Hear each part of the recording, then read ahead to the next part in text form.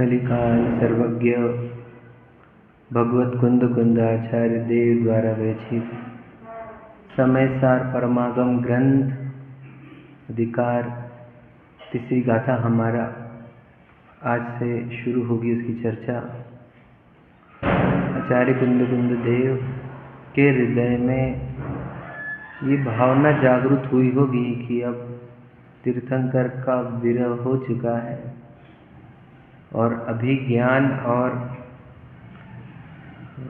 भावों में गिरावट आने वाली है, विशुद्धि में। तो ये तीर्थंकर की जो वाणी हमारे ज्ञान में है, जो हमारे पास पूर्वाचार्य और गणधरों के माध्यम से आई है, ये ज्ञान हमारे साथ चला ना जाए, है ना।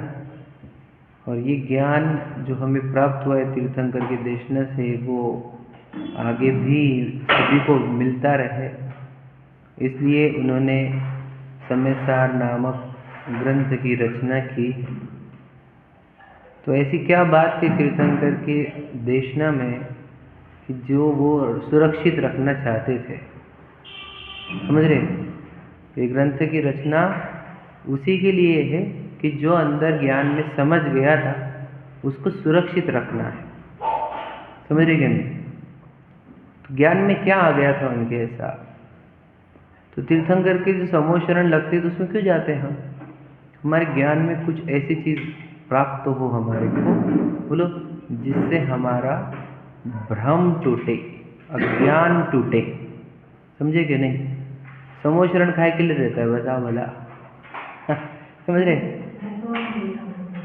हाँ, मतलब हम वहाँ पर जाने का उद्देश्य हमारा क्या रहता है, बोला, सिर्फ ज्ञान, है ना। ज्ञान क्यों, जिससे हमारा मोह अज्ञान टूटे, समझे क्या नहीं। तो तीर्थंकर से जो प्राप्त होता है वचन उनके, उससे हमारे मोह यानी भ्रम टूटते। कौन सा भ्रम, कौन सा भ्रम बताओ, कहाँ भ्रम है हमारे जीवन में, कोई भ्रम दिखता है आपको। ये तो आप यहाँ बोल रहे हो, याद रखना। कोई माना नहीं हमने इसको, ठीक है नहीं। हम यहाँ पर हमारे को लग रहा है कि हाँ बाबा हम तो भ्रम में है, और वहाँ गए तो वो भ्रम लगता क्या है। भ्रम की खासियत ये है कि वो कभी भ्रम रूप लगता ही नहीं, वो हमेशा रियलिटी लगती है। याद रखना क्या कहा, ट्रिक दे रहा हूँ मैं भ्रम को खोजने की। भ्रम कभी भी लगता नहीं कि मैं भ्रम हूँ, वो लगता है ये रियलिटी है। देखो, पत्नी, बच्चे, माँ बाप, गाड़ी, बंगले, ये भ्रम लगते हैं हमारे को। ये खासियत है हमारे जीवन में। भ्रम का है, भ्रम का है, एक बता देते। देख, पत्नी, बच्चे, गाड़ी, बंगले, जैसे मेरा नाम है, मेरा नाम है विशाल, ठीक है। अब मेरे पापा ने मेरा मोबाइल नंबर सेव किया बेटा नाम से, मेरी पत्नी ने सेव किया माय लव नाम से, मेरे बेटे ने नाम सेव किया पापा नाम से। अब समझ रहे मैं कौन हूँ, समझ में। अब समझ क्या कहा मैंने, नहीं समझे तो बता देता आपको। यानी मैं अगर विशाल हूँ तो फिर मेरे पिताजी भी हैं, मेरी मम्मी है, मेरे बेटे हैं, मेरे भाई है, मेरी पत्नी है, समझे कि नहीं। अब पूरे भ्रम खड़े कहाँ से हुए, मैं विशाल हूँ इस बात से, समझे क्या नहीं। कि पूरे भ्रम वहाँ से शुरू होते हैं। और वो बता रहे तो विशाल ही नहीं है। अब तो कैसे नहीं, कैसी बातें कर रहे, बोल कौन रहा, चल कौन रहा, खा कौन रहा, पी कौन रहा। तो ये भ्रम ही तोड़ना है हमारे को। फिर कौन बोल रहा है यहाँ पे, चल कौन रहा है, खा कौन रहा, पी कौन रहा है, ये किसको हो रहा है, विशाल को हो रहा है, और कौन सी चीज़ है यहाँ पर। तो वो बताना चाहते, बेटा तुझे भ्रम हो गया है क्या, और वो भ्रम तेरे को समझ में भी नहीं आ रहा है, इसको तेरे को समझाना पड़ेगा। क्या करना होगा, तो एक काम कर, तो प्रतिदिन स्वाध्याय को तेरे को हम समझाएंगे भ्रम हुआ है क्या। तो भ्रम तोड़ने के लिए प्रतिदिन स्वाध्याय, उसके लिए कह रहे जब हम आप सब सच में चाहते हो भ्रम तोड़ना, तो आओ, समयसार ग्रंथ हमारे सामने विराजमान है। और आचार्य कुंद कुंद स्वयं प्रतिज्ञा करते कि मैं स्वयं का और दूसरों का मोह के नाश के लिए मैं ये लिख रहा हूँ, मोह के नाश। तो मोह का नाश कैसे होगा, तो स्वयं को पहचान लेगा, तुझे ये मनुष्य बनने का मोह टूटेगा, समझ रहे। और फिर ये मोह टूटा तो किससे टूटा, वस्तु समझने से। कौन सी वस्तु, समय नामक वस्तु, समझे कि नहीं। इसलिए आचार्य कुंद कुंद पहली कथा में वो प्रतिज्ञा करते हैं कि हम तो तुम्हें समय नामक वस्तु समझाएंगे, जो केवली और शुद्ध केवली द्वारा कही गई है, उस समय नाम की वस्तु को हम समझाएंगे। ठीक है। और जैसे जिसको समय नाम की वस्तु समझी, उसका मोह टूटा। समझे कि नहीं? उसका मोह टूट गया मतलब हो गया खत्म। समझे? समस्त दुख खत्म। समझे? मैं बताऊंगा आपको कि मोह टूटने पे समस्त दुख कैसे खत्म होते, समझते हैं हम। तो मोह का नाश होगा समय नामक वस्तु समझने पर। तो उस समय नाम की वस्तु की कहने की प्रतिज्ञा लेने के बाद आचार्य कुंद कहते हैं कि उस समय की 2 प्रकार की अवस्था है, स्वसमय और परसमय। ये अवस्था की बात हो गई, मतलब वहाँ पर अब समय शब्द को यूज किया गया, वो काय के अनुसार, वो प्रमाण का समय यूज किया गया। समझ रहे? समय शब्द जो है वो प्रमाण वाला है। वहाँ पर प्रमाण वाला मतलब पूरा जीव द्रव्य बताया गया, उसकी शुद्ध अशुद्ध पर्याय भी बताई गई। उसकी शुद्ध पर्याय को स्वसमय नाम दिया गया, उसके अशुद्ध पर्याय को परसमय नाम दिया गया। आप समझिएगा? समय की स्वसमय परसमय की चर्चा हमने बहुत डिटेल में कर ली है, कंप्लीट हुई है हमारी। अगर शॉर्ट में रिवाइज करने तो इतना ही, जिसकी अपनी श्रद्धा ज्ञान और चारित्र की शक्तियाँ स्व को छोड़कर पर में लग रही है, वो सब पर समय है। जिसकी स्व श्रद्धा ज्ञान चारित्र की शक्तियाँ स्व में ही लगी हुई है, वो स्व समय है।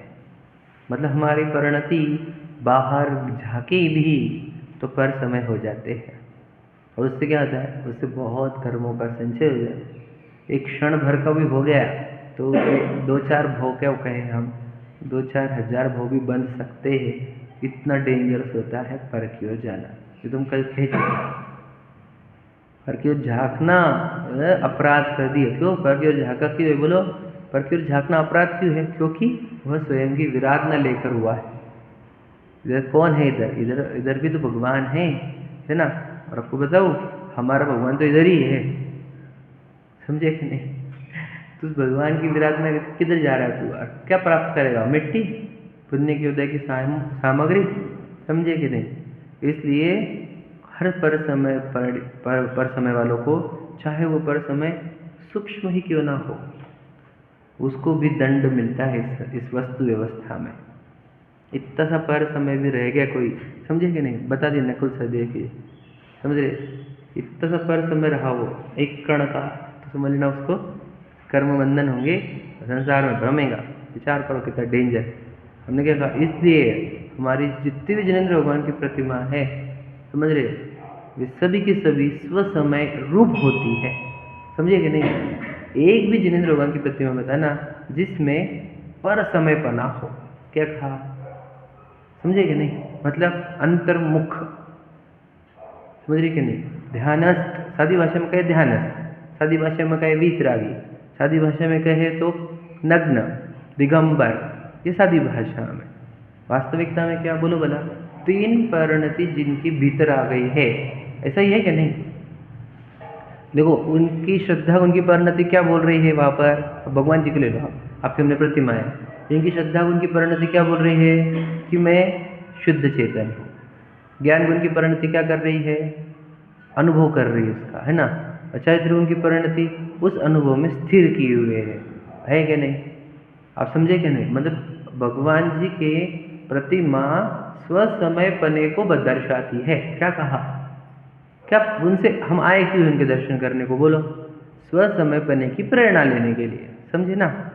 उन्होंने तो उपदेश दे दिया हमारे को, बेटा तुझे अगर सुखी होना है तो तुझे स्वसमय होना पड़ेगा। उपदेश तो पहले दिन ही था वो, हम समझने में इतना काल लगा दिए, बस समझ लो। नहीं तो पहले दिन ही उपदेश था। आपको अगर सुखी होना है तो अपने अंदर झांको। अब हमको पता है अंदर क्या है। अब हम जितना भी पढ़े ना अंदर क्या है, यहाँ पर नैसर्गिक, नेचुरल एक भगवान नाम, मतलब भगवान कहो उसको जिसको, ऐसा पदार्थ है। समझ रहे कि नहीं? मतलब नैसर्गिक पदार्थ है वो, ऐसा कि जिसके अंदर से ज्ञान आनंद उत्पन्न होते रहते निरंतर। समझे कि नहीं? निरंतर चेतना बहती रहती है, उत्पाद भी होते रहता है जिसके अंदर। समझे कि नहीं? अब ऐसा वो पदार्थ है। अब उस पदार्थ की हमको खबर नहीं थी, आपको खबर हो गई, तो अब क्या करना? अब सुख के लिए कहाँ जाना? अब ज्ञान के लिए किधर जाना? अब तो गड़बड़ कर गया बेटा, अब तो तुझे पता भी था अंदर क्या है। तो पता नहीं था तो ठीक है, बाहर खोज कर रहा था, अब पता चलने पर बाहर क्या खोज रहे हैं? तो बाहर खोजने वाले सुख, बाहर खोजने वाले ज्ञान, बाहर खोजने वाले क्या कहा? स्थूल पर समय, जो संयम से बाहर आ गए, उनको भी पर समय की कैटेगरी में रखा, सूक्ष्म वाले। तुम कमजोरी वश भी बाहर आ गए तो भी तुम पर समय में आओगे। ये तो गहरी बात है। अंदर की वस्तु छोड़ने की नहीं, अपनी वस्तु छोड़ के बाहर आने का ही नहीं, समझे कि नहीं। इस भगवान जी की पूरी प्रतिमा हमने बताया ना, बताओ एक प्रतिमा में थोड़ी सी गड़बड़ रह गई तुम दर्शन नहीं करते, क्यों? बस पर समय बना वाला, सोच रहे ऐसी प्रतिमा रह गई तो दर्शन करोगे कि नहीं? सिर्फ ऐसी रही तो नहीं कर सकते हम। खुली आंखें रह गई तो श्वेतांबर प्रतिमा, वो जैसे उदयगिरी खंडगिरी में अपने दीवारों पर कार्विंग की भी प्रतिमा थी अपनी, उसके ऊपर चक्षु लगा रहे हो, वीडियो आए होंगे, फोटो भी आए, देखे सुने आपने? जो हाथी गुफा, समझ रहे क्या? तो मतलब श्वेतांबर बनाने के लिए क्या उपाय है? चक्षु लगा, मतलब क्या? दिगंबर मतलब क्या? जो चक्षु का प्रयोग नहीं करते, समझे क्या नहीं? हाँ हो गया ना? हाँ ऊपर से दिखती है, समझे क्या नहीं? बताओ, मतलब बोलना ये है कि हमारी पूरी प्रतिमाएं स्वसमय की ओर है, एक भी प्रतिमा बाहर देखती हुई नहीं है। आप समझ रहे क्या? अब वो उस जिन शासन में अगर हम बाहर सुख खोज रहे हैं तो हमको भगवान जी क्या समझ में आए? हम भगवान जी के अनुयायी है, बाहर सुख खोज रहे तो भाई आप रोज एक बार बच्ची शादी सुख होगा, बस ये हो जाए सुख होगा, फिर ये हो जाए सुख होगा, समझ रहे बेटा? तुझसे कुछ भी समझा नहीं, भगवान जी भी नहीं समझे तुझे अभी। रोज दर्शन पूजन को आ रहा है तू, है ना? और भगवान जी क्या बोली कुछ नहीं समझ रहा, समझे कि नहीं? तो ये सब हमारा कंक्लूजन था 2 गाथाओं तक, ठीक है। अब तीसरी गाथा हम प्रारंभ कर रहे हैं आज से। आचार्य कुंद के 2 प्रकार के समय की अवस्था, यानी समय नामक वस्तु की 2 प्रकार की अवस्था, देखो है कि नहीं? कुछ जीव स्व समय रूप हो गए और कुछ जीव पर समय रूप है, दिख रहे कि नहीं? हम पर समय रूप हो रहे हैं और हमको भगवान जी है, 5 परमेष्ठ जो है वो स्व समय रूप हो रहे हैं, आप समझे कि नहीं? तो ये 2 प्रकार के समय होते हैं, ये चर्चा होने के पश्चात अब आचार्य कुंद ही तीसरी गाथा में कह रहे हैं कि एकत्व निश्चयगत समय सर्वत्र सुंदर लोक में, जो एकत्व को प्राप्त है ऐसा समय इस लोक में सबसे सुंदर है, और उसके साथ बंधन की कथा करना ये विसंवाद है, ठीक है? गाथा आपके सामने है ना? पढ़ो उसको ध्यान से, पढ़ा आपने? क्या लिखा हुआ है आपके सामने? है गाथा? हाँ, तो हम गाथा को थोड़ा पढ़ते हैं, फिर हम उसका हार्द खोलेंगे, है ना? पढ़ लेते आज। तो निश्चय गतो समो सर्वत्र सुंदरो लोए, बंध कहारे यस्ते तेण विसंवादिनी होती। एकत्व निश्चयगत समय सर्वत्र सुंदर लोक में, विसंवाद है पर बंध की यह कथा ही एकत्व में। देखो पर जो हेडिंग है वो पढ़ लेते। दूसरी गाथा में समय की द्विविधता बताई थी, पर यह द्विविधता शोभनीय नहीं है, शोभास्पद तो एकत्व ही है, समझ रहे? ये गाथा आ रही है। अब ये शोभा वाली बात को हम समझेंगे। शोभा वर्ड सुना तो होगा, कोई शोभा आगे होंगे आपके आपके सामने, बस वो वाली शोभा की बात नहीं कर रहे हैं समझ रहे? हम कुछ अब शोभा की ऐसी बात करेंगे गजब की, समझे? कि जो आचार्य कुंद हमको बताना चाह रहे हैं, ठीक है? देखो नीचे पढ़ रहे हैं हम। एकत्व निश्चय को प्राप्त जो समय है वह लोक में सर्वत्र ही सुंदर है, इसलिए इस एकत्व में दूसरे के साथ बंध की कथा विसंवाद पैदा करने वाली है। ये गाथा का मीनिंग वो हो गया, है ना? मीनिंग हो गया।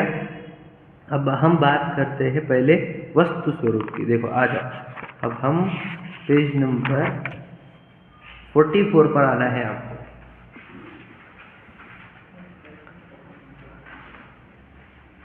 और उसमें वो 4 पॉइंट है, वो हम समझेंगे। देखो मैं आपको समझाना चाहता हूँ, आचार्य कुंद यहाँ पर क्या बताना चाहते, समय नाम की वस्तु बतानी थी ना उनको, उन प्रतिज्ञा की थी समय नाम की वस्तु बताऊंगा। समय के दो प्रकार बताए गए, ठीक है, दूसरी गाथा में। अब वो समय को कहे सर्वत्र सुंदर, वो सर्वत्र सुंदर कैसे है अभी हमको समझना है, समझे कि नहीं। अब अमृतचंद्र जी ने एक अलग स्टाइल यूज़ की उस समय को सुंदर बताने के लिए, जैसे नाचार्य जी कुछ अलग यूज़ कर रहे हैं। मैं वो सोच रहा था आज कि कैसे समझे अमृतचंद्र जी ने ये स्टाइल क्यों यूज़ करी, समझे कि नहीं, अलग है उनका, उनकी सोचने की तरीका अलग है, समझे कि नहीं। फिर मैंने उसके ऊपर भी सोचा कि वो ऐसा क्यों कहना चाह रहे हैं, उसका क्या हार्द है वो समझने की और समझाने की कोशिश करते हैं अपन। देखो अब विश्व को देखो आप ध्यान से, ठीक है। अभी विश्व में कितने द्रव्य है, तो हम अज्ञानी थे तो हमको एक ही मालूम था पुद्गल, और पुद्गल के अलग अलग प्रकार, मतलब नाम भी नहीं जानते थे हम, हमको लगता था घर गाड़ी बंगला पृथ्वी जल अग्नि वायु वनस्पति ऐसे कुछ हम जानते थे। पर हम जिनेंद्र भगवान के शासन में आए तो उन्होंने कहा 6 द्रव्य है विश्व, समझे कि नहीं, 6 द्रव्य, और दिखते भी है। मैं बताया भी तब 2 दिन पहले आपको, 2-4 दिन पहले, कि देखो जगह जो है वो आकाश है, परिणमन है सो काल है, गति स्थिति जो है धर्म है, परमाणुओं से सो पुद्गल है, और मैं सो जीव, ठीक है। इतना सब बताया था हमने। तो ये 6 द्रव्य है। अब इन 6 द्रव्य की वर्किंग स्टाइल आपको समझनी होगी, 6 द्रव्य कैसे काम करते हैं। अब देख हम बताएंगे फिजिक्स, और इससे क्या सिद्ध होगा वो तीसरी गाथा, ठीक है।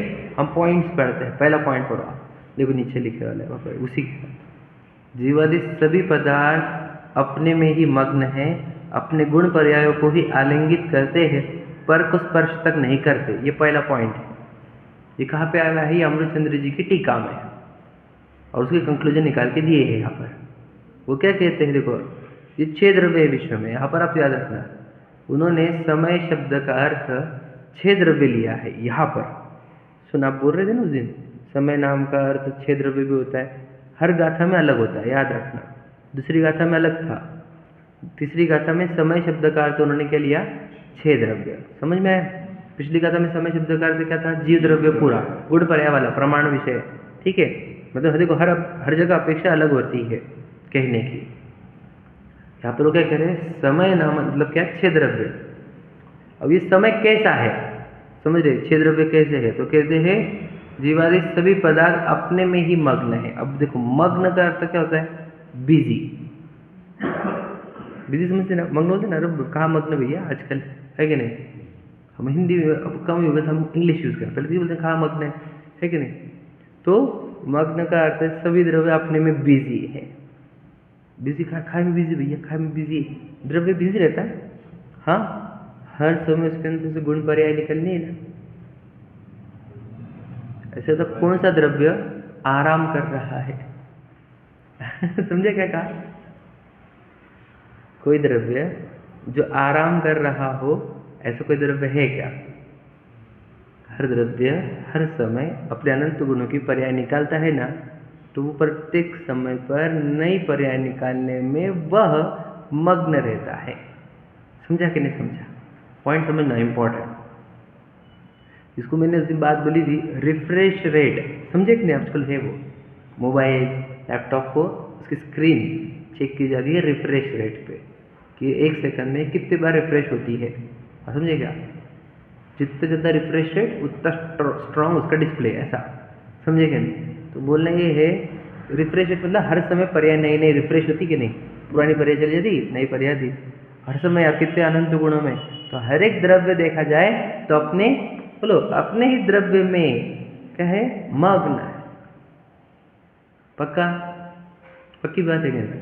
आज उसको किसी और का कुछ करने का स्कोप या फुर्सत दोनों भी नहीं है। देखो स्कोप भी नहीं है और फुर्सत भी नहीं है, ये बात ध्यान रखना, समझे कि नहीं।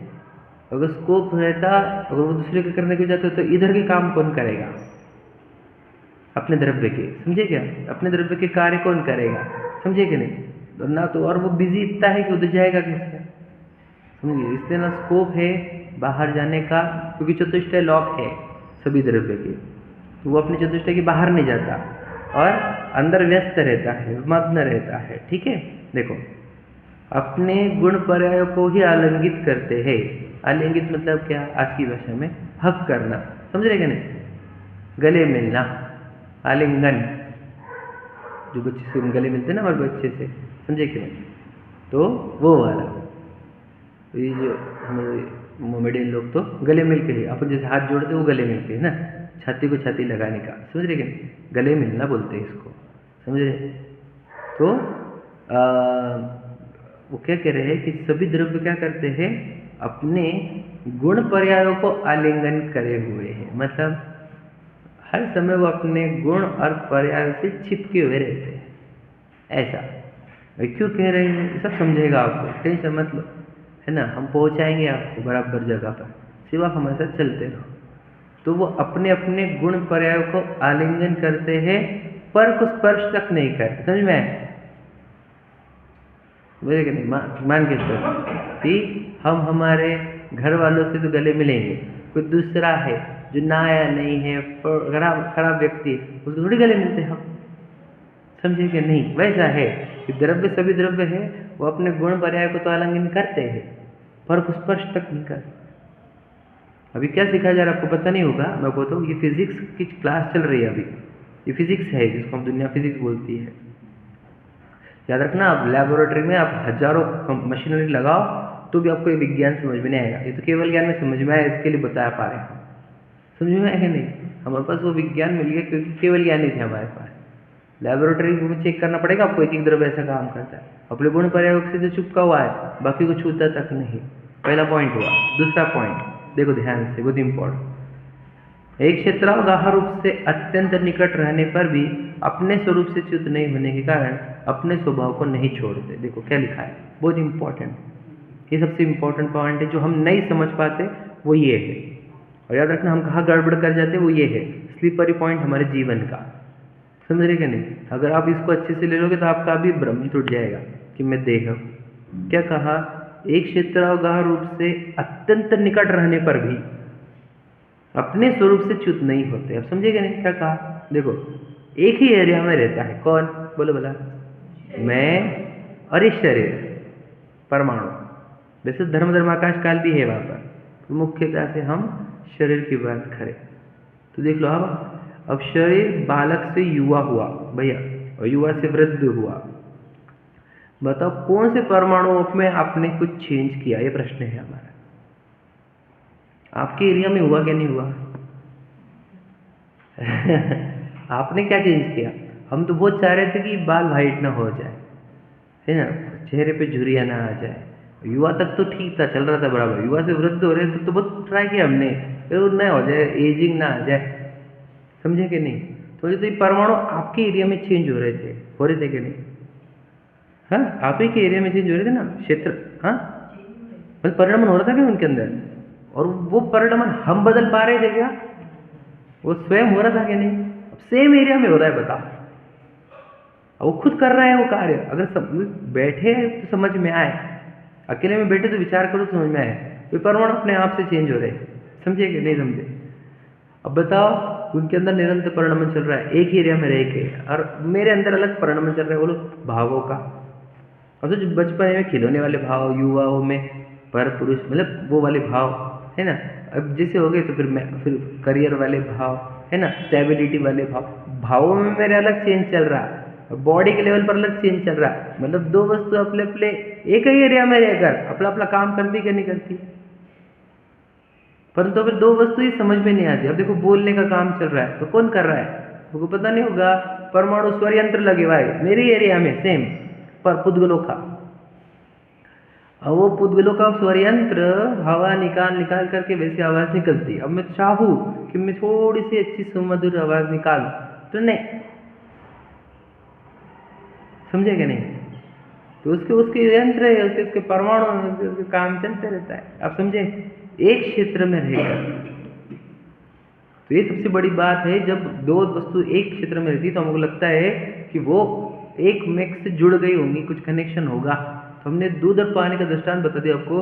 बताओ, परमाणु, दूध का परमाणु चेंज होने को तैयार नहीं, पानी रूप, है ना, दूध के जो मॉलिक्यूल समझो आप, है ना, वो पानी के मॉलिक्यूल चेंज नहीं होना चाह रहे, दूध रूप कितने ही काल साथ में रह जाए, एक ही एरिया में रहते हैं। ऐसे नहीं, दूध का सेक्शन कुछ अलग और पानी का सेक्शन कुछ अलग, ऐसे तो कुछ है नहीं।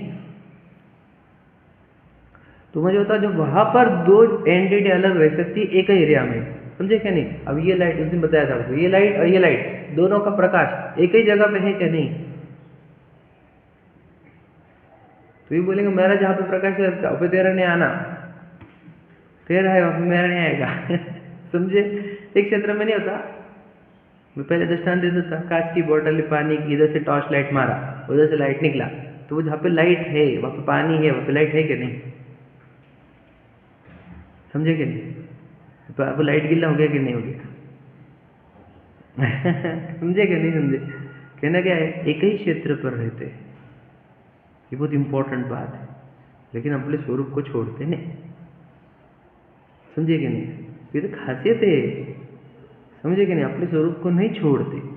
समझ में आई? वस्तु विज्ञान समझो आप, ये विज्ञान की बात चल रही है, पूरा साइंस है ये। क्यों ऐसा क्यों होता है? क्योंकि वो अपने गुण पर्याय से आलंगित रहते हैं। समझे कि नहीं? अपनी वस्तु में मग्न रहते हैं, अपने अंदर किसी को आन देते नहीं, हर एक तरफ। समझे कि नहीं? तो वो अपने अंदर से नए नए कार्य निकालते रहता है, खुद का। समझे कि नहीं? देखो, वे एक क्षेत्रावगाह रूप से अत्यंत निकट रहने पर भी, अत्यंत मतलब क्या? एक ही एरिया में, तेरा मेरा अलग नहीं, सेम एरिया रहने पर भी अपने स्वरूप से च्युत नहीं होते, अपने स्वभाव को नहीं छोड़ते। और शरीर के साथ तो हमारा ऐसा एक क्षेत्रावगाह है, देखो कि जितना शरीर विस्तारित है उतने के उतने हम विस्तारित, इतना सा भी ज्यादा नहीं, इतना सा भी कम नहीं, क्षेत्र। लेकिन ऐसा एक में एक नहीं होंगे, फिर भी एक में एक नहीं होंगे। समझ में आ रहा है कुछ? तो ऐसा उसका सभी द्रव्य का है। अब सोचो, मैं तो जीव और पुद्गल का बोल रहा हूँ, वहाँ पर आकाश भी है, धर्म भी है, समझ रहे क्या? और कौन रह गया? काल भी है, काल के भी कालाणु है, समझे कि नहीं? अब तुम मुझे शरीर को मैं मानते, तो शरीर को क्यों मैं मानते हो? इस एरिया में तो धर्म भी है, अधर्म भी है, आकाश भी है, काल भी है, उनको क्यों नहीं मैं मानते? वो जब ये दोनों एक साथ रहने पर तुमको लग रहा है कि हम दोनों एक हो गए, तो फिर आकाश के साथ क्यों एक क्यों नहीं हुए? तुम काल के साथ एक क्यों नहीं हुए? समझे कि नहीं? मैं एग्जाम्पल बता रहा हूँ, आप अगर इस शरीर से जुड़े हुए हो, ये मानते हो, तो ये शरीर छूटता है यहाँ पर। समझे में कि नहीं? शरीर संबंध टूटता कि नहीं? तुम्हारा संबंध छूटता कि नहीं, ये बताओ। दूसरा, तुम्हारा इस आकाश से संबंध है, तुम इधर उधर गमन किसका कर रहे हैं? मान के चलो औरंगाबाद के आकाश से संबंध है, तो जब देह छूटती है तो औरंगाबाद का आकाश भी छूट जाता है। मतलब इस क्षेत्र से भी जॉइंट नहीं है हम, और इस शरीर से भी जॉइंट नहीं है हम, इस काल से भी नहीं। हम चतुर्थ काल में, तो हम पंचम काल, हम कोई और दूसरे काल में जन्मेंगे वहां पर, तो किसी काल से जॉइंट नहीं, मतलब किसी से जॉइंट है ही नहीं किसी का। समझे क्या कुछ कह रहा हूं मैं? वस्तु का स्वरूप समझो। अज्ञान में जीते हुए तो लग रहा है घर मेरा, गाड़ी बंगली मेरे, शहर मेरा, असल में मूर्खता, मोह।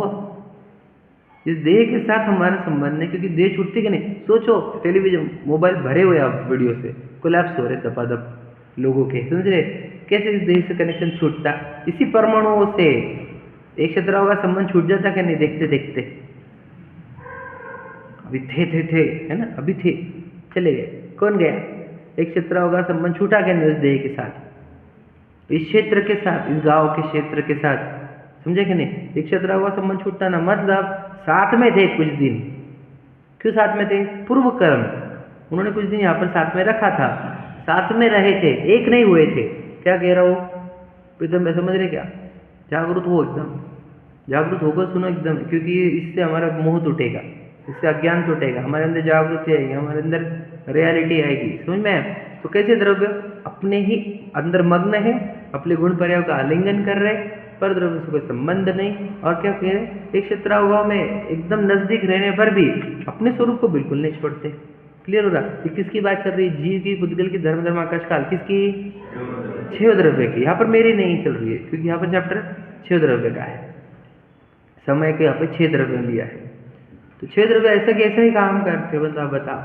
मतलब सोचो, अगर आकाश जुड़ने लग जाए किसी से, विचार करो आप, तो फिर हमको जाने का, लेकिन आकाश में चिपका के रखा मुझे यहाँ पर, जान दो मैंने, देखो इसलिए वहां पर वर्ड यूज किया गया, अवगाहन में निमित्त, रुकने में निमित्त, चलाने में निमित्त है।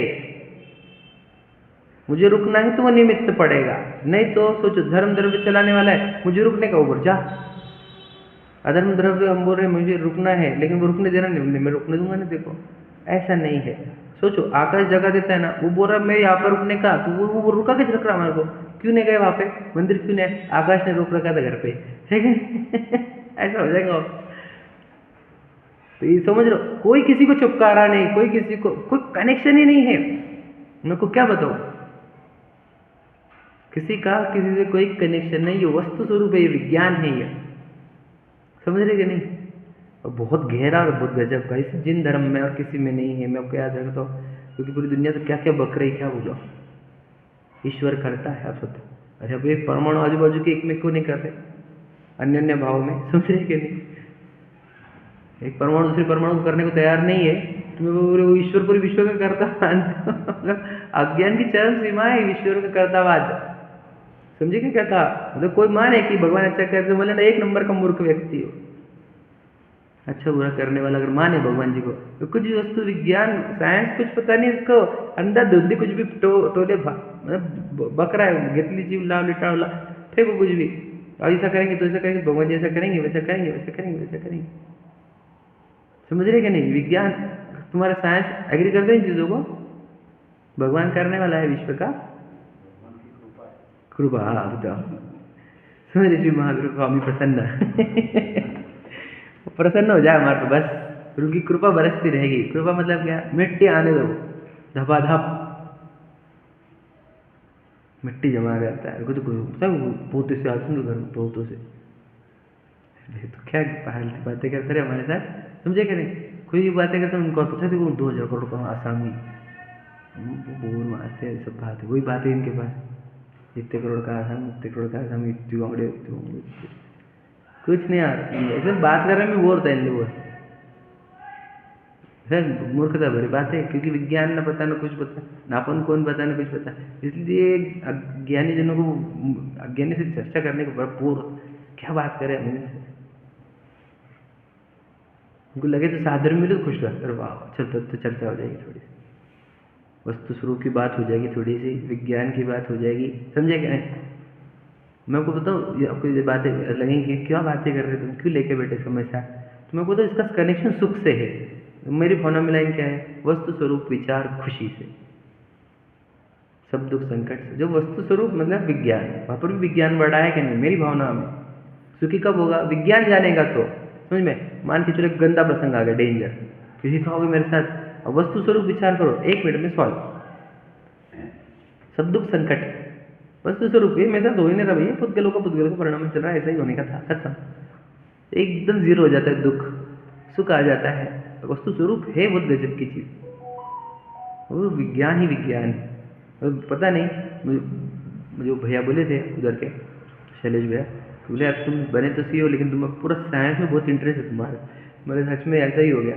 और पता है आपको मैं बताना चाहता हूँ कि मैंने ना साइंस में एडमिशन लिया था कॉलेज के टाइम पे, तो पापा वो भैया उससे बोले भैया पैसे लगते हैं क्या का, कुछ कॉमर्स में एडमिशन, तो मैंने एडमिशन कैंसिल करके कॉमर्स में कराया था उन्होंने तो मैं चलो कॉमर्स में टॉप डिग्री कम थी, वो तो भी ले लो आप, मतलब वो ले लिया हमने, मतलब एग्जाम्पल, पर मेरा इंटरेस्ट मतलब बाय डिफॉल्ट साइंस की तरफ ही था। और अब तो हम दिन भर साइंस ही पढ़ते रहते, हम मजा आ जाती साइंस में, सब पढ़ाई खत्म ही नहीं हो रही पढ़ाई चलती रही। विज्ञान ही गजब की चीज़ है, बच्चों को भी वो बात होती है तो विज्ञान ही बताता हूँ, बेटा साइंस समझो इसका, समझे कि नहीं, साइंस बहुत अच्छी चीज़ है। तो ये साइंस है, कोई वस्तु किसी को कुछ टच कर रही, कोई इफेक्ट कर रही, कोई चीज़ किसी का वस्तु का किसी के ऊपर इम्पैक्ट नहीं पड़ता, किसी का किसी पे। हम बोल रहे ना कुम्हार बना रहा है ना, कुम्हार मटका बनाता कि नहीं भैया, बता, अभी तो कर्ता कर्म अधिकार आना है हमारा बहुत बड़ा है, तो बोलना ये आटे से बना, बोलना उसको 50 साल से बना रहा हूँ, तो आटे से बना के बता हमारे को, क्या समझे। हाँ बस समझ लेना, तो कुम्हार नहीं बनाता, मिट्टी बनाती है अब नहीं पता लोगों को, विज्ञान नहीं पता, मोटी बुद्धि वाले ना, समझे कि नहीं। तो जब ज्ञान बढ़ता है तो अपने आप समझ में आ जाता है। ठीक, पढ़ो, दूसरा पॉइंट हो गया हमारा।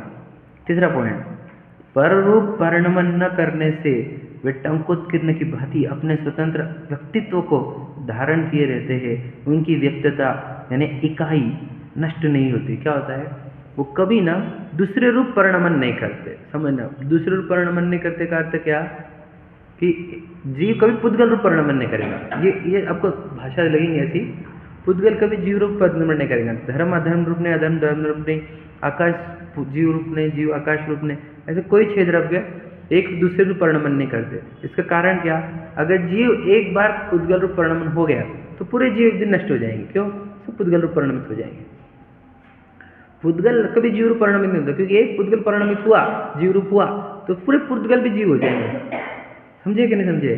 आकाश कभी काल रूप नहीं होगा, काल कभी धर्म रूप नहीं होगा, ऐसा कोई द्रव्य किसी और रूप परिणमित नहीं होते। यानी वो हमेशा टंकोत्कीर्ण, यानी हमेशा बने रहते, अपनी इकाई यानी क्या, प्रेजेंस, समझ रहे क्या नहीं, कभी नहीं छोड़ते। कभी मतलब इकाई, समझ रहे क्या मतलब? देखो इकाई मतलब यूनिट, समझे कि नहीं, कितने यूनिट से 5 यूनिट्स, समझे कि नहीं। तो वो अपनी यूनिटी, एकत्व, व्यक्तित्व है ना, व्यक्तित्व कहा और इकाई कही, समझ रहे, अपनी इकाई को कभी नहीं छोड़ते। समझ में आया क्या? बोलो वो अब कभी वो दूसरे रूप परिणमन नहीं करेगा, क्योंकि जैसे ही परिणमन करेगा उसके अस्तित्व खत्म हो जाता है। समझे क्या नहीं? उसका अस्तित्व खत्म हो जाएगा। जब पुद्गल अगर जीव रूप कन्वर्ट हो गया तो पुद्गल तो गायब हो गया, तो वो कभी दूसरे रूप परिणमित नहीं होता। इसका अर्थ क्या? वो अपने अस्तित्व को कभी नष्ट नहीं होने देता, बना हुए रखता है अपने अस्तित्व को। समझे कि नहीं समझे? अब भारतीय फॉरेनर बन जाए तो भारतीय बचेंगे का? भारतीय है क्या आपके? भारत बताओ भला, पोशाक ही बता रही भारतीय बचे नहीं है। समझे कि नहीं? किसी को भारतीय पोशाक पसंद है आजकल? बताओ भला। जेंट्स में बात करें तो बोलना ये है, तो कुछ बोलना है कि अगर हर द्रव्य अपना अपना कार्य छोड़कर दूसरे का कार्य करने लग जाए तो उस द्रव्य को अस्तित्व खत्म हो जाता है, जो होता नहीं है। आकाश आज तक देखो खत्म नहीं हुआ, काल खत्म नहीं हुआ आज तक, धर्म खत्म नहीं हुए, पुद्गल खत्म नहीं हुए, मतलब कोई भी अपने अस्तित्व के ऊपर आँच नहीं आने देता। कैसे? अपना अपना काम करता, दूसरे का काम करता नहीं। समझा कि नहीं समझा? अब मैं क्यों बता रहा हूँ आपको समझ में आएगा आखिर में। पहले विज्ञान समझ जाओगे ना, हम आएंगे कंक्लूजन पर, तो आपको बहुत बढ़िया लगेगा। समझ में? अब दूसरे का कार्य करता क्या? नहीं करता, अपनी अपने कार्य करते रहते हैं। ठीक है,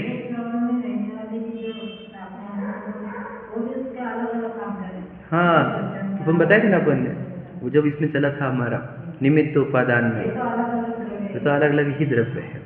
सही बात है, वो दो, बिल्कुल सही बात है। ठीक है, तो बोलना ये है, वो तो आप गुणों में बोल रहे हैं, अभी द्रव्य की चर्चा है। हमने जब वो निमित्त उपादान का चैप्टर किया था तो हमने बताया था ज्ञान और चारित्र गुण का भी कैसा है, निमित्त निमित्त संबंध है, कोई कर्ता कर्ता संबंध नहीं वहाँ पर भी। समझे ना? तो वहाँ सत्तर वैसा ही है। अब वही सोचो, ज्ञान गुण अगर चारित्र गुण का काम करने लग जाए तो ज्ञान गुण का नाश हो जाएगा। समझ रहे कि नहीं? मतलब अपना कार्य करना छोड़ा तो अपना पने का नाश। समझे कि नहीं? पति पत्नी का काम करने लग जाए तो पति पने का नाश, पत्नी पति का काम करने लग जाए तो पत्नी पने का नाश। एग्जाम्पल समझेगा आप? वैसा तो कोई अपना अस्तित्व छोड़, क्षेत्र में अनंत काल से मतलब क्या, कोई किसी का हस्तक्षेप करने का कामों में, सब अपना अपना काम कर रहे हैं। क्लियर हुआ? देखो चौथा पॉइंट, देखो वर्ड भी क्या था, टंकोत करने की बात, अपने स्वतंत्र व्यक्तित्व को धारण किए रहते, उनकी व्यक्तिता नष्ट नहीं होती। क्लियर हुआ? चौथा पॉइंट, उत्पाद व्यय तथा द्रव्य जैसे विरोधी स्वभाव को एक साथ धारण करके वे, अच्छा, उत्पाद व्यय तथा उत्पाद व्यय द्रव्य जैसी विरोधी, हाँ, स्वभावों को एक साथ धारण करके वे विश्व को टिकाए रखते हैं, विश्व का उपकार करते हैं। मैं बता रहा हूँ क्या है ये। देखो वर्ड क्या है, विरोधी स्वभाव को। विरोधी स्वभाव क्या है? उत्पाद व्यय एक स्वभाव है और ध्रुवता एक स्वभाव है। समझे कि नहीं? वैसा भी है, वैसा ही है।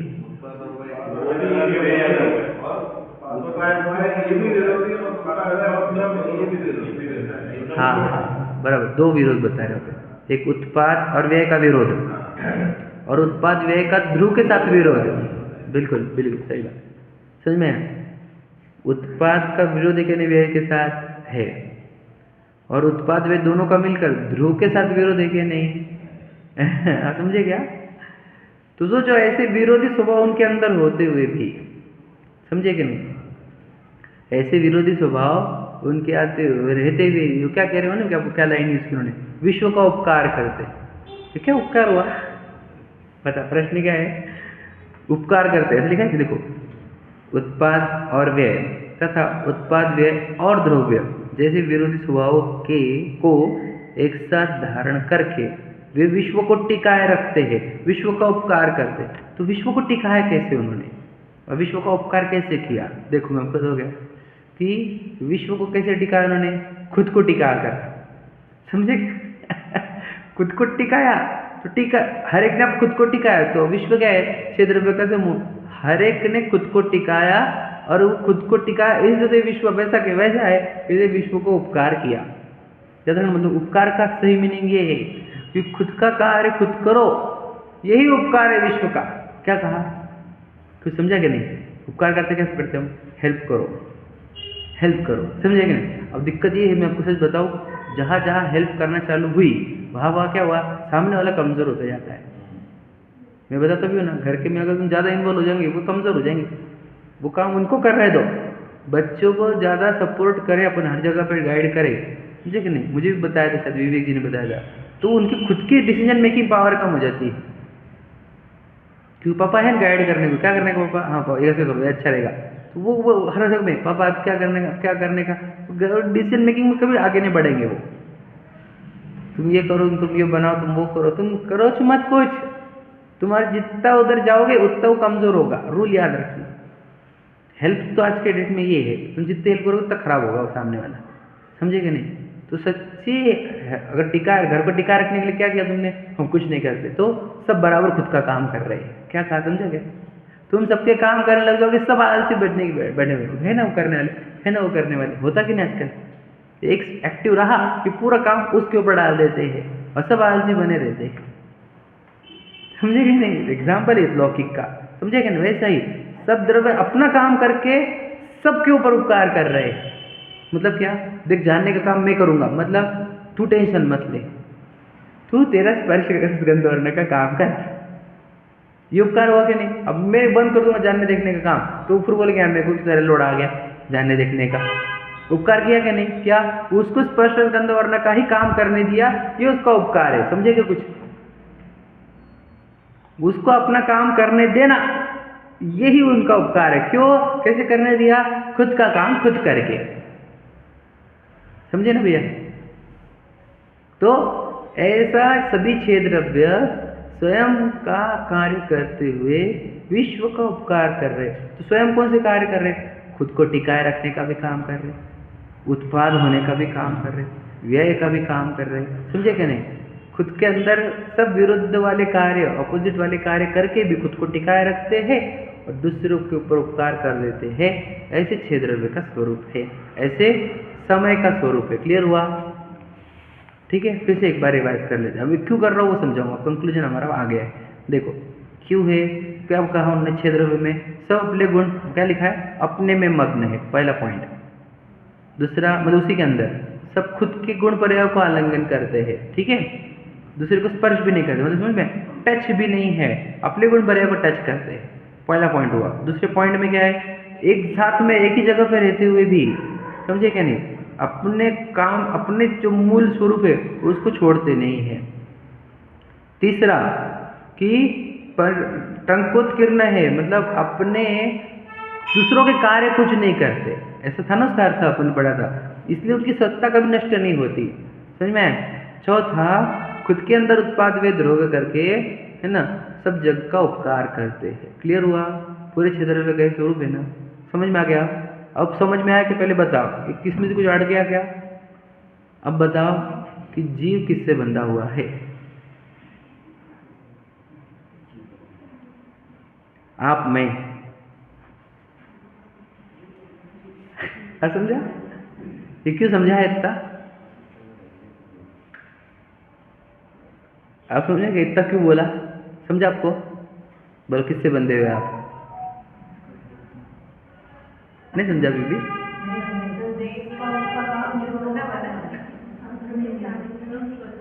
बोलो।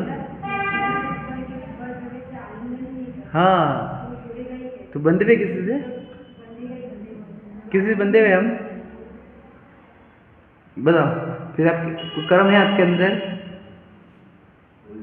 कुछ भी नहीं ना, फिर आप कैसे हो? जो आपके अंदर मिलावट है क्या किसी की? नहीं, तो कैसे हो आप? शुद्ध हो। और जो प्योर चीज़ रहती है वो ब्यूटीफुल रहती है कि नहीं? ये है एकत्व निश्चय का समय सर्वत्र सुंदर। तो कौन द्रव्य में, कुछ द्रव्य में कौन सुंदर है? प्रत्येक द्रव्य सुंदर है, क्योंकि उसके अंदर मिलावट ही नहीं है। हो गया? आ गई गाथा? समझ में आ गई पूरा? ये गाथा है, ये है हार्द इसका। अरे किसी बात कर फिर कर्मों का चैप्टर वो तक करना नहीं होगा वो। और वो क्या, वो बंद कथा है जो सर्वत्र उपलब्ध है, परिचित, अनुभूत। अभी चौथी गाथा में है वो, यहां पर भी कह रहे हो वो विषमवाद वाले बातें मत करो यार तुम। समझ में आएगा नहीं? और हमने कितने जीव देखे जिनको कर्मों का संचय, अरे वो विषमवाद वाली बातें मत करो। तो एक्चुअल क्या है ये बोलो। क्या समझा, क्या समझा? मतलब क्या, एक्सेप्शंस मत लाओ। क्षेत्र में कैसे काम कर रहे, ऐसे काम कर रहे कि नहीं कर रहे बताओ। जैसे हमने 4 पॉइंट में बताया, तो जीव भी वैसा काम करता कि नहीं करता ये बताओ। वैसा ही तो है, फिर उसको बंद बंद बंद, तो वो कथा मत बोल यार। तो कैसे जिनवानी में कैसे आ गई, क्यों आ गई? फिर नहीं बोलने का क्या उसके बारे में? फिर हम निश्चयवासी नहीं हो जाएंगे क्या? अब ये सब प्रश्न है, यही पढ़कर ही तो काय का बंद क्या बंद। नहीं नहीं, लेकिन याद रखना, हमने तो हमारे पास मोक्ष में प्रकाशक होने से और वो निश्चयवासी व्यवहारवासी की चैप्टर हमारे पास होने से हमारे साथ ये नहीं होगा। समझे कि नहीं? गड़बड़ मतलब, क्योंकि हम अलर्ट कर देंगे। और अमृतचंद्र जी है, जहाँ उनको दिखा स्पीड बढ़ गई तो स्पीड ब्रेकर डाल देते। पता है ना, हमने कभी समय साझी पढ़ते हुए अगर अमृतचंद्र जी की स्पीड ब्रेकर न रहे तो फिसलेगा कि फिसलेगा, है कि नहीं? खाई में गिरेगी गाड़ी इसकी, क्योंकि स्पीड पकड़ ली इसने। तो अमृतचंद्र जी है जगह जगह पे स्पीड ब्रेकर डालने के लिए, तो वो डाल देंगे। अब वो छोड़ दो, अब वो कर्मों की चैप्टर और वो सब बंदे भी वो सब छोड़ दो। सिर्फ देखो 6 द्रव्य बोलो, अपने गुण पर का आलिंगन करते, अपने में मग्न, पर द्रव्य को छूते तक नहीं। दूसरा क्या, अत्यंत एक क्षेत्रावगार निकट रहते हुए भी, समझ में कि नहीं, अपने स्वभाव को छोड़ते नहीं, अपने दूसरों के कार्य करते हुए नहीं, अपने अस्तित्व को नष्ट होने देते नहीं, और अपने ही विरोधी कार्य करते हुए पर का उपकार करते हैं। ऐसे 6 द्रव्य है, यानी वो किसी को अंदर आने देते नहीं, यानी उनके अंदर मलिनता नहीं है। तो जो प्योर चीज़ें रहती है वो हमेशा ब्यूटीफुल यानी सुंदर रहती है।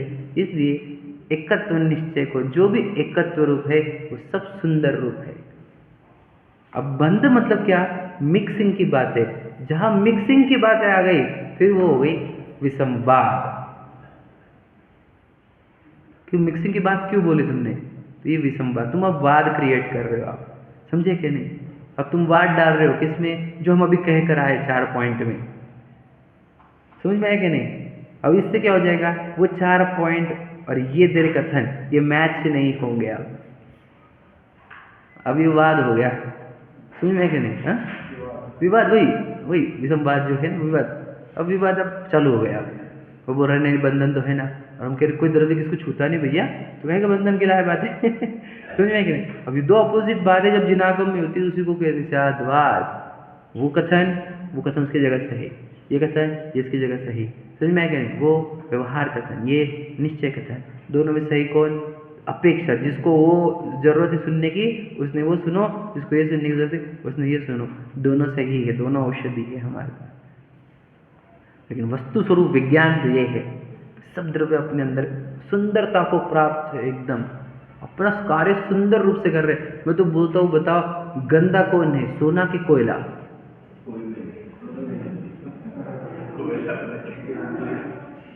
अरे सुंदर कौन है ये बोलो? सोना सुंदर है ना।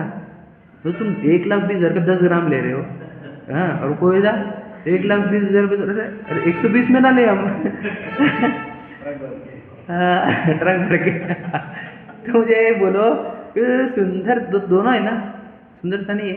मुझे तो उसने खालिकपन या सुंदर तरह से धारण नहीं करी। कौन सी वस्तु है सुंदर विश्व में बता? सब सुंदर है, देखने का तरीका होना चाहिए। अज्ञानी को सब गंदा दिखता है, बुरा दिखता है, गलत दिखता है, यानी वो सब सुंदर दिखता है। और तो क्या बताऊँ मैं आपको, बहुत कुछ बोला जा सकता है। सब सुंदर है क्योंकि सब अपनी मर्यादा में है, सब प्योर है, कभी मिलावट नहीं होती कहीं पर भी, इसलिए सब सुंदर है। समझ में आया? इसलिए एकत्व निश्चयगत समय सर्वत्र सुंदर लोक। और फिर जब वो सब सुंदर छह द्रव्य, तो मैं भी तो एक जीव द्रव्य हूँ, मैं भी तो अपने गुणों का आलिंगन लिए हुए हूँ। मैं परद्रव्य को स्पर्श नहीं करता, समझे कि नहीं? मैं अपने अस्तित्व को छोड़ता नहीं, मैं पर का उपकार करता हूँ, स्पर्श समझ रहे, उत्पाद में द्रव्य रूप होकर, समझ रहे, मैं अपने अस्तित्व को नहीं छोड़ रहा हूँ। मैं एक क्षत्रावकार रूप रहकर भी किसी को, है ना, किसी का कार्य नहीं करता। तो फिर इतना प्योर मैं हूँ, जब मैं किसी को अंदर मिलता ही नहीं, कोई मेरे अंदर मिलता नहीं, तो मैं भी तो उतना ही सुंदर हूँ, मैं भी तो प्योर हूँ, समझे कि नहीं?